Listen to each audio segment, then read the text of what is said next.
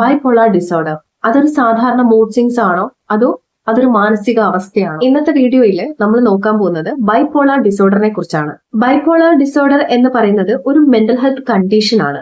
ഇത് ഒരു വ്യക്തിയുടെ മൂഡ്, എനർജി, ബിഹേവിയർ ഈ 3 കാര്യങ്ങളെയും ബാധിക്കുന്നു എന്നുള്ളതാണ്. പ്രധാനമായും ഇത്തരത്തിലുള്ള മാനസികാവസ്ഥ അനുഭവിക്കുന്ന ഒരു വ്യക്തി 2 പ്രധാന ഘട്ടങ്ങളിലൂടെ ആയിരിക്കും പോകുന്നത്. ഒന്ന് മാനിയ ആൻഡ് സെക്കൻഡ് ഡിപ്രഷൻ. ഇനി ഈ മാനിയ എന്താന്ന് നോക്കാം. ഈ ബൈപോളർ എന്ന മാനസികാവസ്ഥ അനുഭവിക്കുന്ന ഒരു വ്യക്തി വളരെയധികം എക്സൈറ്റഡ് ആയിരിക്കും. അപകടകരമായ തീരുമാനങ്ങൾ എടുത്തു കളയുന്നു എന്നുള്ളതാണ്. അതായത് പൈസ ചെലവഴിക്കുന്നതുമായി ബന്ധപ്പെട്ട് അപകടകരമായിട്ടുള്ള തീരുമാനങ്ങൾ എടുക്കുന്നു. അതുപോലെ ഉറക്കം കുറയുക, വളരെ വേഗത്തിൽ സംസാരിക്കുക, ഓവർ കോൺഫിഡൻസ് കാണിക്കുക, വളരെയധികം സന്തോഷത്തിലായിരിക്കും എന്നുള്ളതാണ്. ഈ ഒരു ഘട്ടത്തിൽ, ഈ ഒരു സ്റ്റേജില് ബൈപോളർ അനുഭവിക്കുന്ന ഒരു വ്യക്തി വളരെയധികം സന്തോഷത്തിലായിരിക്കും എന്നുള്ളതാണ്. അനാവശ്യമായിട്ടുള്ള റിസ്ക് എടുക്കാനും ഈ ഒരു ഘട്ടത്തില് സാധ്യത വളരെ കൂടുതലാണ്. പുറമേ നിന്ന് നോക്കുമ്പോൾ ഈ ഒരു വ്യക്തി വളരെയധികം സന്തോഷത്തിലാണ് അല്ലെങ്കിൽ വളരെ പോസിറ്റീവ് ആണ് എന്നൊക്കെ തോന്നുമായിരിക്കാം. പക്ഷെ ഇതൊരു മാനസിക പ്രശ്നമായിരിക്കാം.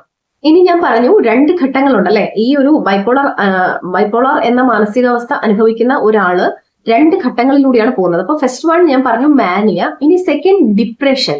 ഈ ഡിപ്രഷൻ എന്ന ഘട്ടത്തില് ഇതിന്റെ ജസ്റ്റ് ഓപ്പോസിറ്റ് ആകുന്നു എന്നുള്ളതാണ്.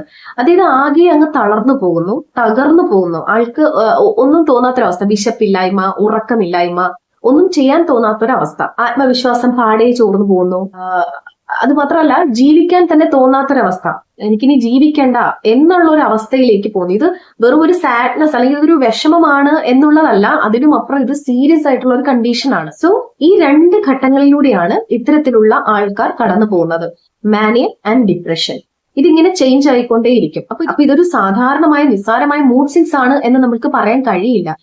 കാരണം ഈ 2 ഘട്ടത്തിലും വളരെയധികം റിസ്ക് ആണ്. കാരണം മാനിയ ആണെങ്കിലും റിസ്ക് ആയിട്ടുള്ള തീരുമാനങ്ങൾ എടുക്കാൻ ചാൻസ് ഉള്ള ഒരു സമയമാണ്. ഡിപ്രഷൻ ആണെങ്കിലും ജീവിക്കാൻ താല്പര്യമില്ല എന്നുള്ള ചിന്തയുള്ള ഒരു സമയമാണ്. അപ്പൊ 2 ഘട്ടത്തിലും നമ്മൾക്ക് ആ ഒരു പേഷ്യന്റിനെ വളരെയധികം ശ്രദ്ധയോടെ കൈകാര്യം ചെയ്യേണ്ടതായിട്ടുണ്ട്.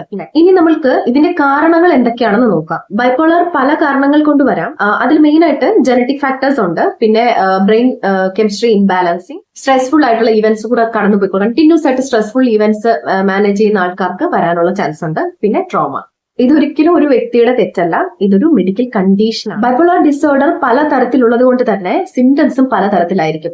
ഇപ്പോ ചില പേഷ്യൻസിൽ മാനിയ വളരെയധികം സിവിയർ മാനിയ കാണുന്നു, അല്ലെങ്കിൽ സിവിയർ ഡിപ്രഷൻ കാണുന്നു, അല്ലെങ്കിൽ മൈൽഡ് ആയിട്ടുള്ള മാനിയ, അല്ലെങ്കിൽ മൈൽഡ് ആയിട്ടുള്ള ഡിപ്രഷൻ. അങ്ങനെ ഇത് വേരി ചെയ്യുന്നു, സിംറ്റംസ് വേരി ചെയ്തുകൊണ്ടിരിക്കുന്നു. ഇത് എങ്ങനെയാണ് ഡയഗ്നോസ് ചെയ്യുക എന്ന് ചോദിച്ചാൽ അതൊരു സൈക്യാട്രിസ്റ്റ് അല്ലെങ്കിൽ ക്ലിനിക്കൽ സൈക്കോളജിസ്റ്റിന്റെ അണ്ടറിലാണ് ആ ഒരു ഡയഗ്നോസിസും കാര്യങ്ങളും നടക്കുന്നത്.